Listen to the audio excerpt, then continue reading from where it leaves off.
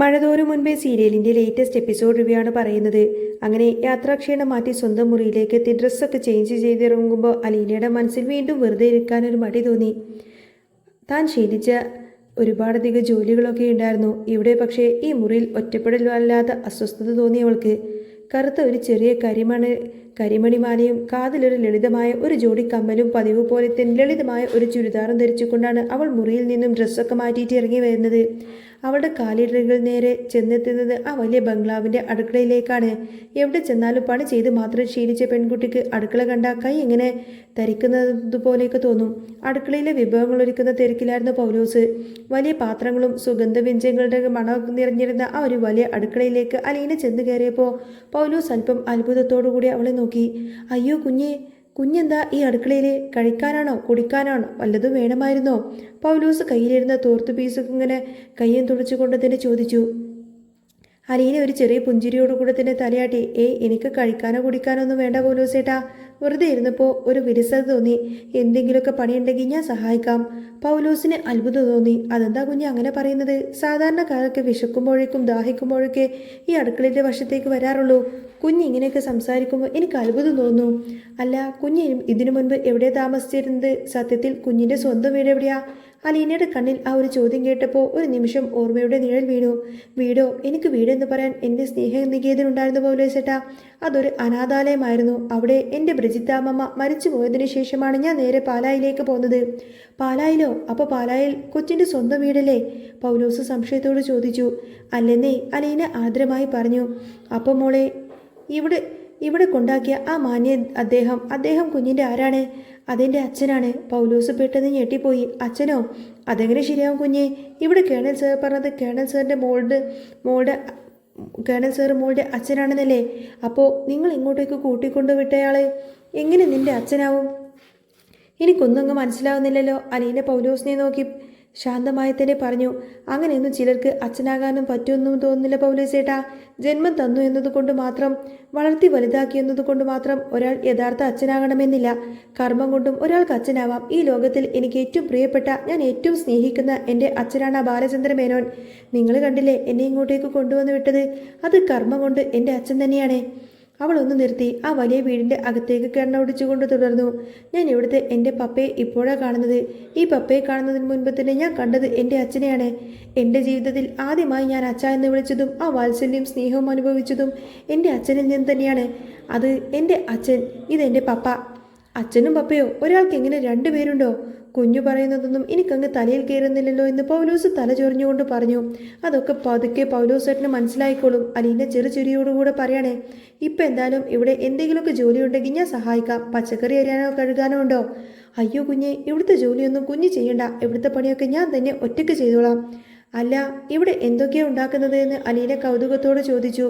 ആ കറികളുടെ കാര്യമൊന്നും പറയണ്ട, പൗലോസേട്ടൻ നീട്ടി പറഞ്ഞു.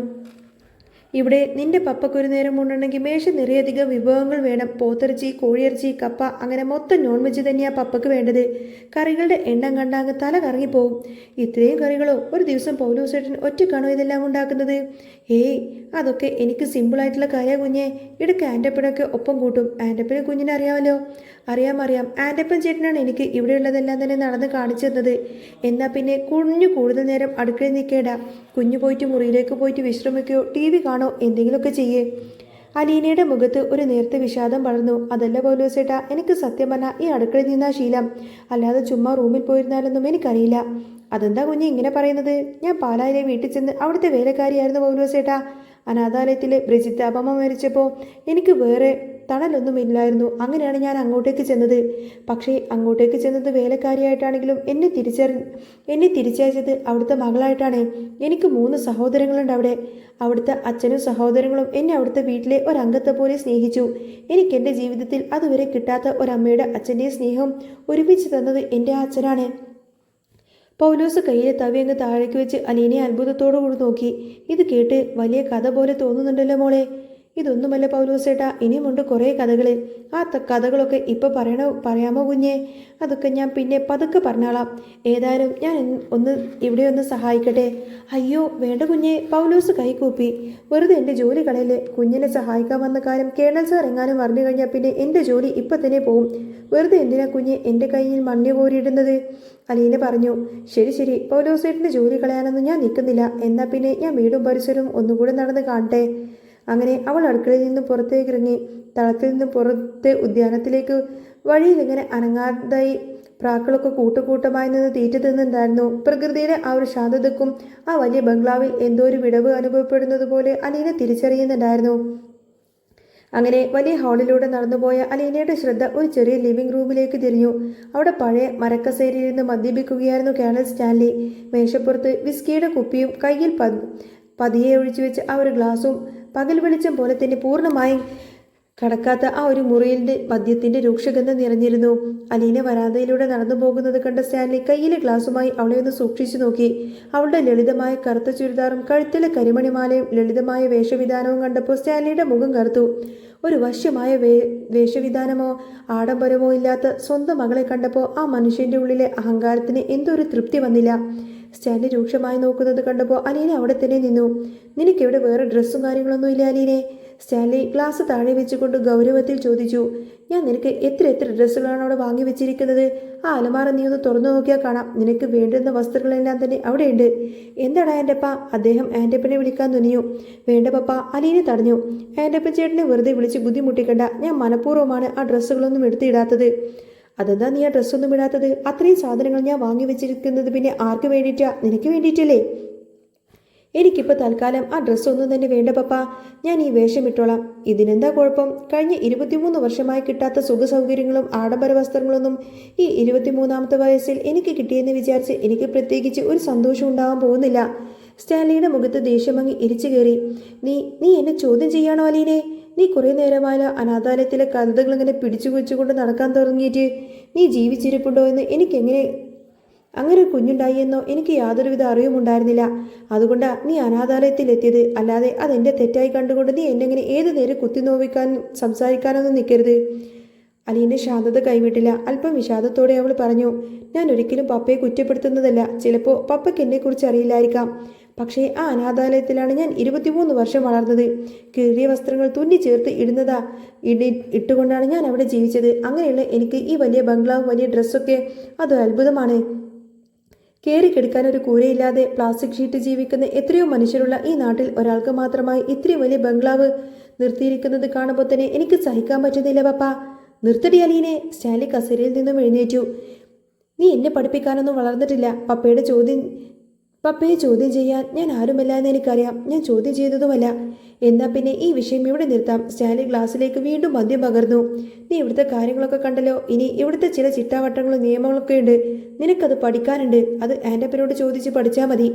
ഞാൻ ആൻ്റപ്പനോട് ചോദിച്ച് പഠിച്ചോളാം. അല്ല പപ്പ, എന്തിനാ പപ്പ ഇങ്ങനെ ഇങ്ങോട്ടേക്ക് എന്നെ കൂട്ടിക്കൊണ്ടുവന്നത്? ആൻ്റപ്പൻ ചേട്ടനെ കൊണ്ട് എന്നെ ചിട്ടാവട്ടങ്ങൾ പഠിപ്പിക്കാൻ വേണ്ടിയിട്ടാണോ? സ്റ്റാൻലി മദ്യ ഗ്ലാസ് ഇങ്ങനെ ചുണ്ടോട് അടുപ്പിച്ചു. നിന്നെ ചിട്ടാവട്ടങ്ങൾ പഠിപ്പിക്കാൻ വേണ്ടി മാത്രമല്ല ഞാൻ ഇങ്ങോട്ടേക്ക് കൊണ്ടുവന്നത്. എൻ്റെ മകളായിട്ട് തന്നെയാണ് ഞാൻ നിന്നെ കൊണ്ടുവന്നത്.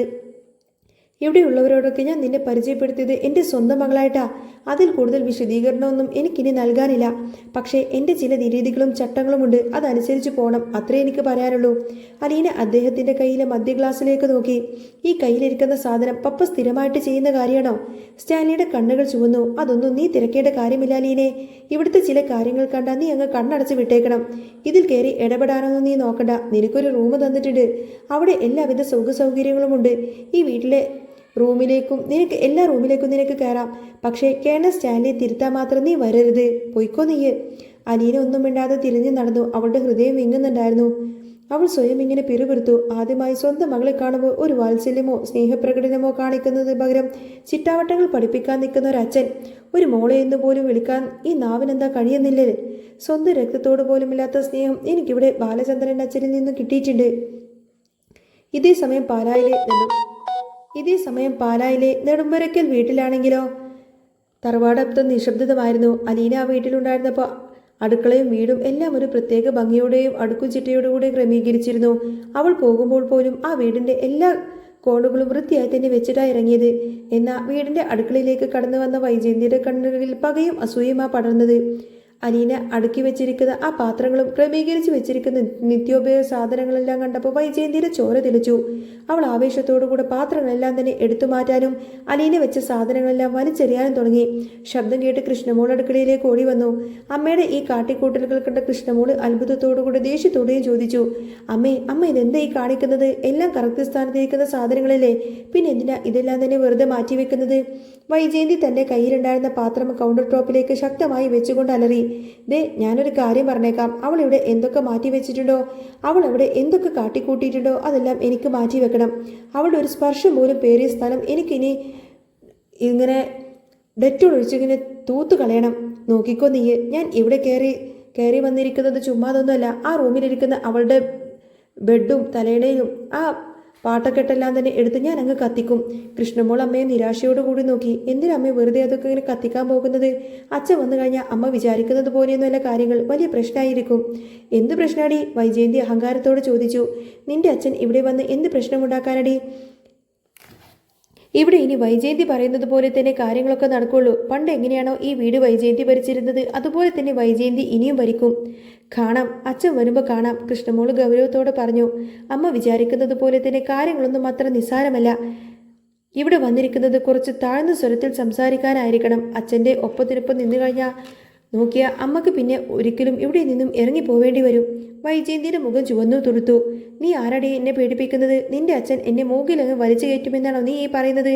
ഏതോ ഒരുത്തിയെ കൊണ്ടുവന്ന് ഇപ്പോൾ അവൾക്ക് 10-15 ലക്ഷം രൂപയും കൊടുത്തിട്ട് അവളെ പറഞ്ഞയക്കാൻ വേണ്ടി എവിടേക്കോ പോയി.